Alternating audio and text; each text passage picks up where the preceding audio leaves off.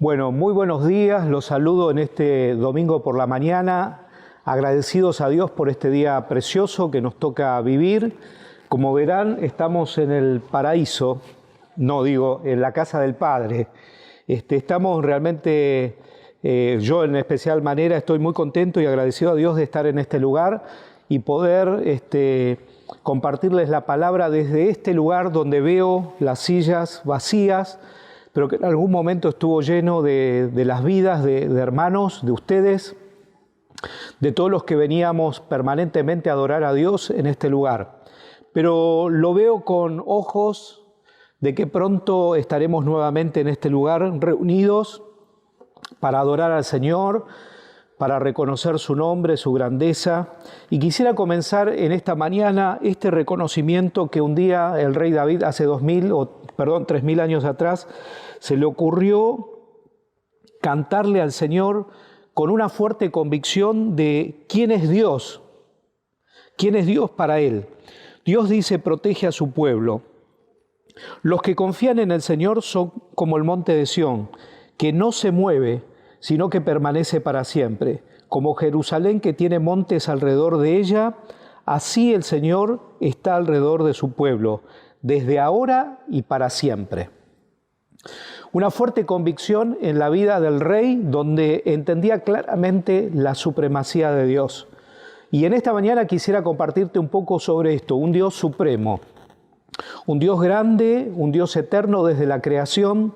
Así que me viene muy bien este cuadro que tengo detrás mío porque me ayuda a entender que cuando Dios creó todas las cosas y estableció su gobierno y le dio al hombre la posibilidad de ser administrador de todas las cosas, su supremacía, su gobierno nunca se alteró.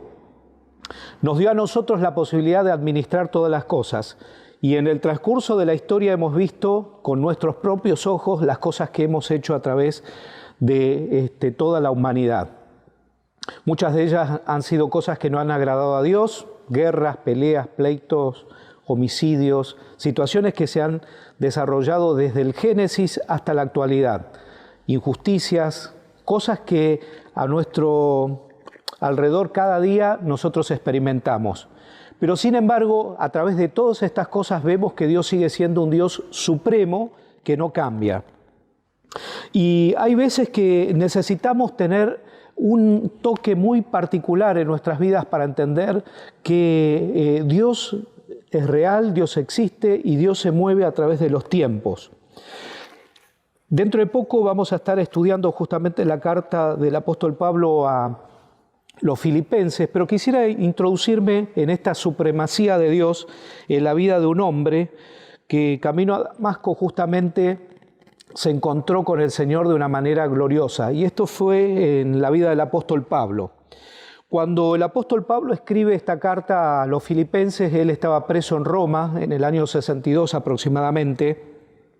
Escribe a una comunidad que estaba justamente en lo que hoy es Grecia, una pequeña península, donde fue fundada por Felipo de Macedonia, el padre Alejandro Magno, y allí se había desarrollado una iglesia naciente muy particular, donde en el segundo viaje misionero el apóstol Pablo es llamado en un sueño, en una visión nocturna, y un varón macedónico lo invita que fuese a ese lugar. Y la palabra que usa es, ven y pasa y ayúdanos.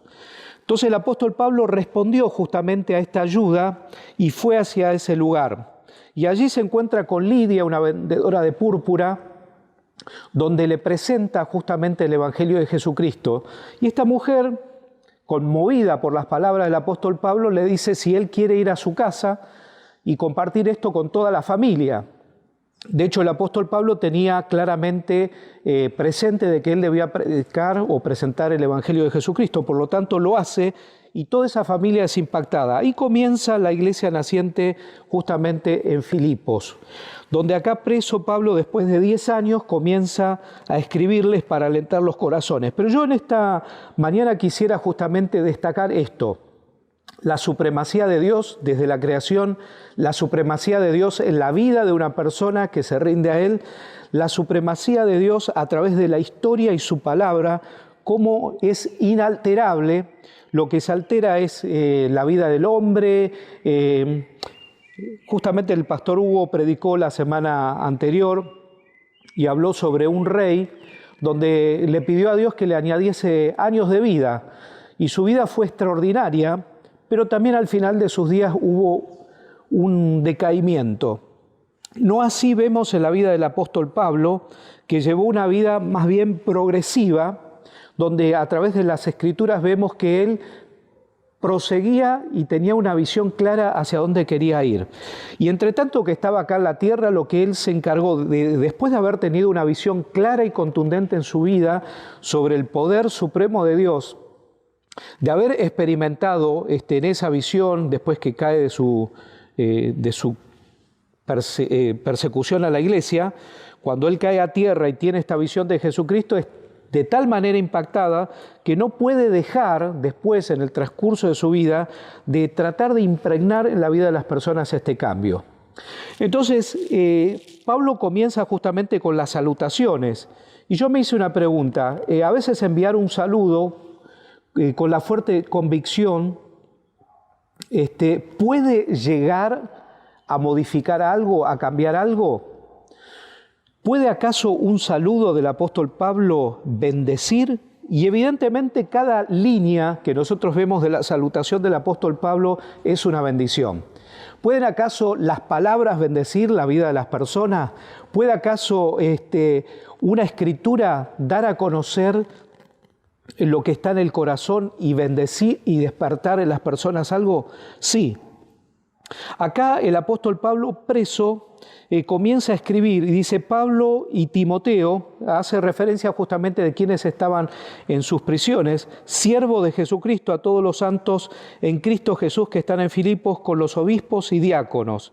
Gracia y paz a vosotros de Dios nuestro Padre y del Señor Jesucristo. En primer lugar, Pablo comienza a presentarse como un servidor, no como apóstol, sino como un servidor de Jesucristo junto a Timoteo. Y esta es la primera figura. Pablo no necesitaba sacar chapa de quién era él, sino debía presentarse a esa iglesia naciente, la cual había sido una iglesia muy amigable, muy afectiva hacia él. De hecho, se destaca justamente en esta carta porque viene Epafrodito a visitarlo con presentes, con dinero, con ofrendas para sustentarlo a Pablo durante este periodo donde él estaba preso en Roma. Pero más allá de todas estas cosas, había un amor entrañable con este lugar. Cuando leemos estos versículos donde dice el apóstol Pablo que saluda a esta iglesia que está, dice, con los obispos y diáconos, nos hace referencia justamente de que ya después de 10 años había una iglesia naciente, que la semilla que había sido sembrada en los corazones de las personas había dado fruto, no solamente en la vida de Lidia, de su familia, sino que había calado tan hondo que ya había una iglesia constituida y había oficios de servicio para que esa iglesia se pudiera desarrollar. La historia nos cuenta que Filipos, en ese contexto donde nos escribe el apóstol Pablo esta carta, había más o menos 2.000 personas que vivían en ese lugar. Era una ciudad marítima donde en su trasfondo histórico había sido una mina de oro y también de plata donde se extraía de ese lugar. Todas estas cosas había hecho que muchas personas confluyeran en ese territorio. Las naves pasaban, comercializaban, y Pablo estratégicamente sembró la buena semilla en ese lugar con resultados extraordinarios, porque después la palabra de Dios se esparció por otros lugares y de allí también salió una iglesia misionera. ¿Puede acaso entonces los saludos tener las palabras un fuerte efecto en la vida de las personas? Y yo diría que sí. Justamente diría que sí, cuando en realidad la palabra cala hondo en nuestros corazones y trae fuerte convicción. Jonathan Edwards, que en el año 1744 fue un predicador muy destacado en Europa, él decía que no se preocupaba mucho a veces por hacer un estudio teológico profundo, de usar muchas herramientas para explicar cosas, como a veces hacemos los que predicamos, sino que el predicador, el que transmite la palabra, debe tener en primer lugar un amor ferviente hacia Dios, una vida rendida hacia Él y ser una persona sincera y transparente. Y creo que es esto lo que en realidad se refleja en esta carta del apóstol Pablo.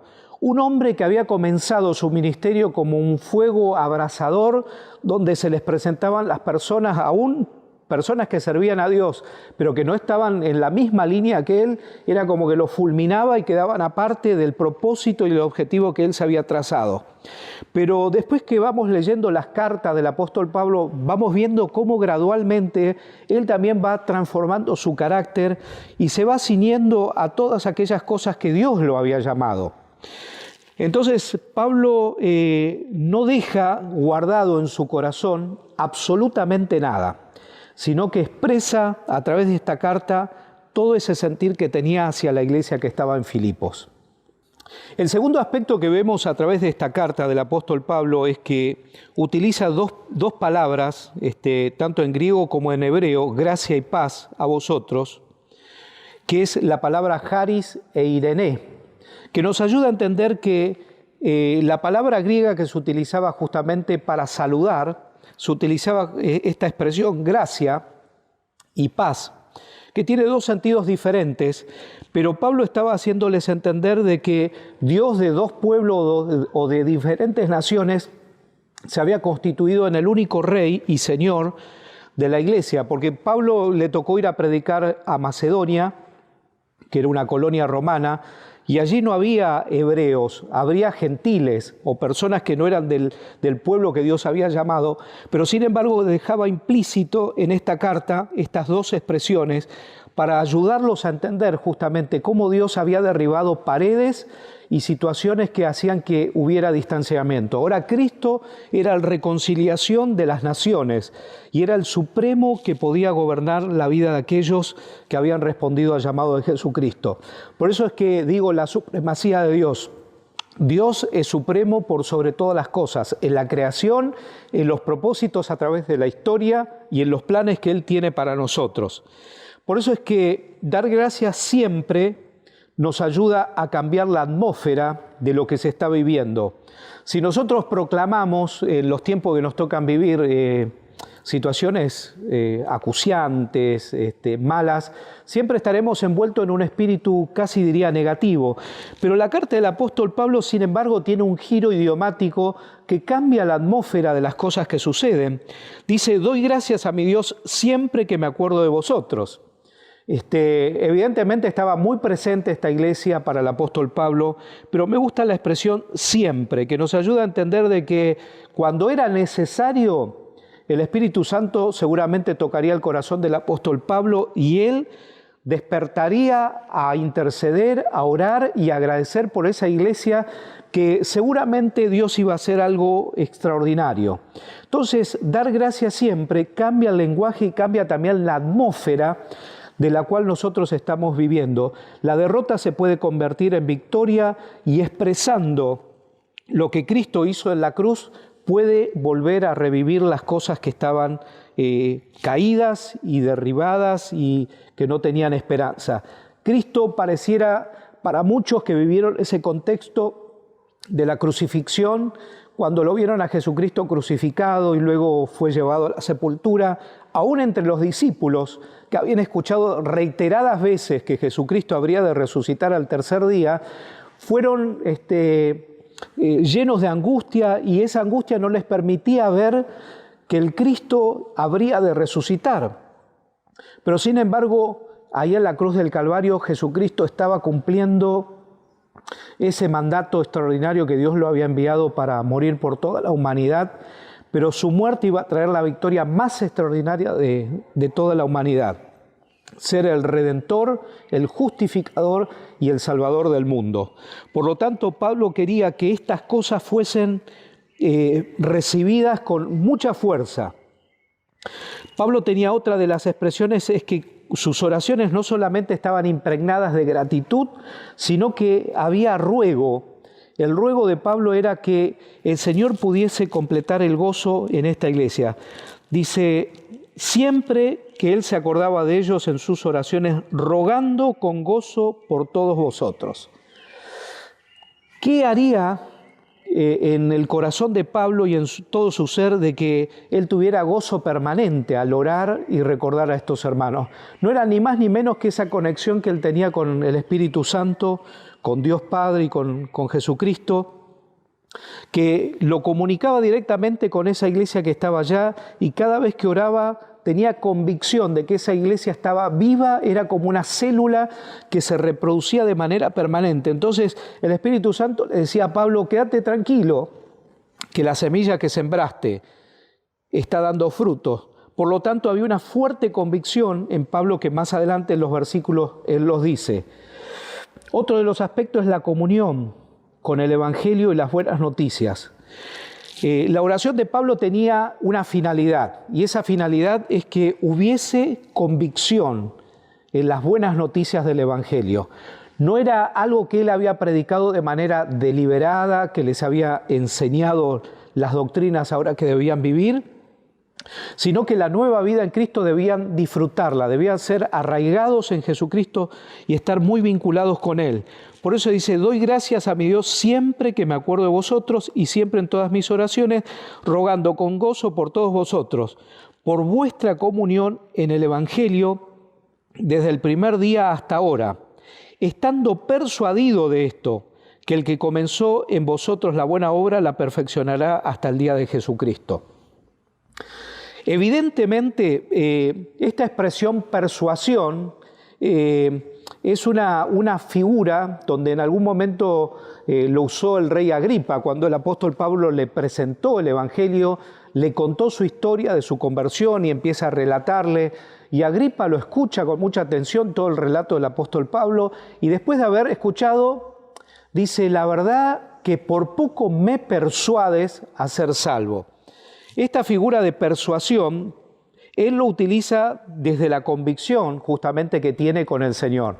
Dice: estoy persuadido, o sea, estoy convencido absolutamente que aquel que comenzó en ustedes la buena obra, Él la perfeccionará hasta el día de Jesucristo. Entendía claramente que hay un proceso de crecimiento permanente.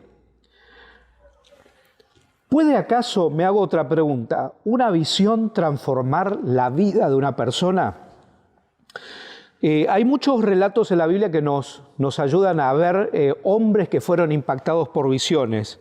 La de Pablo, claramente, y también encontramos en el Antiguo Testamento, en Isaías capítulo 6, justamente el momento glorioso de esa visión que tiene. Y si bien se le titula La visión y el llamamiento de Isaías, me gustaría leerte 2 o 3 versículos sobre el impacto que causó en la vida de este profeta el tener una visión clara de Dios. Dice: el año que murió el rey Usías, vi yo al Señor sentado sobre un trono alto y sublime, y sus faldas llenaban el templo. Por encima de él había serafines, cada uno tenía 6 alas, con 2 cubrían sus rostros y con 2 cubrían sus pies, y con 2 volaban. Y el uno al otro lado daba voces diciendo: Santo, Santo, Santo, Jehová de los ejércitos, toda la tierra está llena de su gloria. Y los quiciales de las puertas se estremecieron con la voz del que clamaba, y la casa se llenó de humo. Entonces dije: ay de mí, que soy muerto, porque siendo hombre inmundo de labio y habitando en medio de pueblo que tiene labios inmundos, han visto mis ojos al Rey Jehová de los ejércitos. Un hombre también en la antigüedad, un siervo de Dios, un profeta, que al igual que el apóstol Pablo tuvieron una visión de la gloria de Dios. Y Pablo quizás se destaca por no solamente haber visto la gloria de Dios, sino esa gloria llevarla a cabo durante el tiempo que le tocó estar aquí en la tierra. Su ministerio fue breve, posiblemente 25 años, desde que tuvo su encuentro personal con el Señor Jesucristo. Pero sin embargo, esos años fueron suficientes para dejar un legado y una tarea misionera extraordinaria. 3 cosas que podemos repasar. Enviar una palabra hoy en día puede llegar a cambiar la atmósfera de aquellos que están sin convicción y sin esperanza. Podemos decir que sí. Por eso yo te invito en esta mañana a que puedas animarte a enviar palabras de confianza y de esperanza y desde el lugar donde estás ayudar a que otros cambien la atmósfera donde están viviendo y entender de que puede la presencia de Dios, una visión clara y renovada en tu vida, traer en este tiempo un entendimiento mayor para el tiempo que nos toca vivir.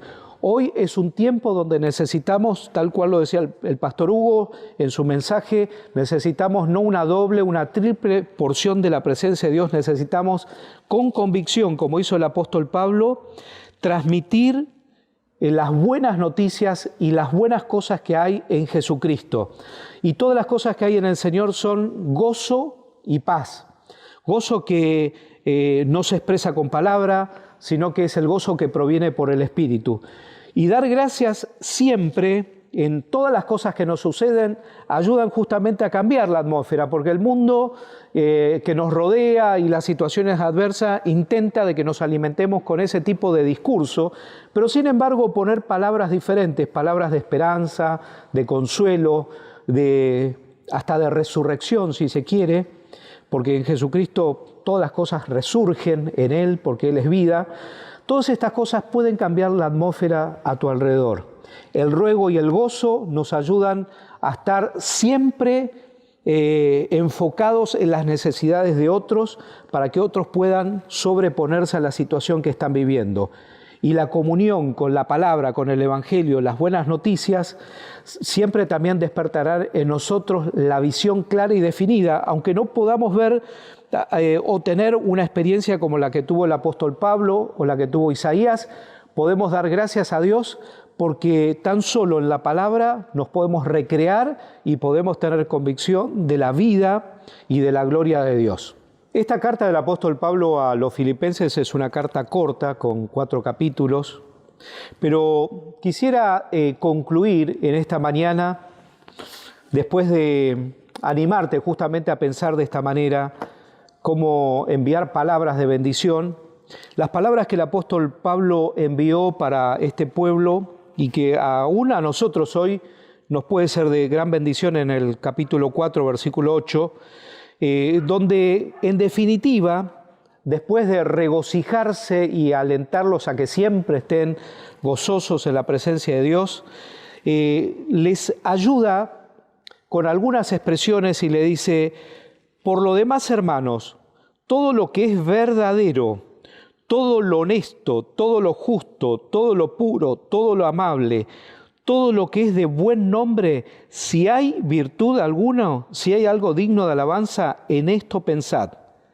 Lo que aprendisteis y recibisteis y oísteis y visteis, él dice acerca de mí, Pablo, esto haced, y el Dios de paz estará con vosotros.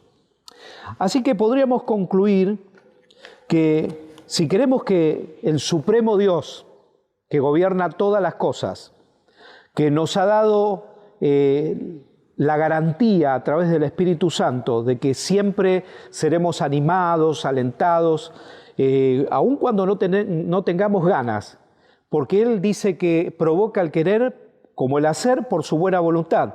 Pero para que esto suceda, debemos hacerle caso a esta carta del apóstol Pablo cuando le escribe justamente a los que estaban en esta iglesia naciente de Éfeso, que es justamente que estuvieran arraigados y cimentados en la palabra, en el Evangelio, en la verdad. Si no tenemos un conocimiento de las buenas nuevas, de las buenas noticias que tiene su palabra, difícilmente podemos tener buenos pensamientos, podamos estar quitándonos todo el lastre a veces de la deshonestidad que tenemos con nosotros mismos, con los demás. Todo lo que deseamos que a veces haya justicia en nosotros y aún nosotros no somos justos, no somos puros, no somos amables. Y nos ayuda justamente a pensar, si tuviéramos que hacer una evaluación personal sobre qué tan justo soy en este día, qué tan amable soy, qué tan bueno, qué tan virtuoso, y estaría en falta. Quizás estaría reprobando todo esto.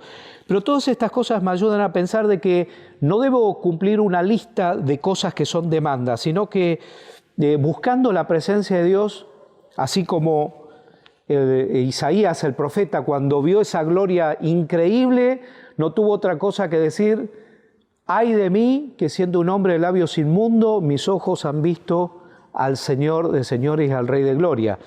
Y tener ese reconocimiento, que la búsqueda y la presencia de Dios nos vaya limando aquellas cosas que no son las que agradan, para que nuestras palabras, nuestros saludos, todas aquellas cosas que nosotros quitemos o saquemos de nuestra boca para bendecir a otros, sean palabras de poder, de autoridad, que bendigan y traigan o dispersen las tinieblas que nos rodean a veces en este tiempo.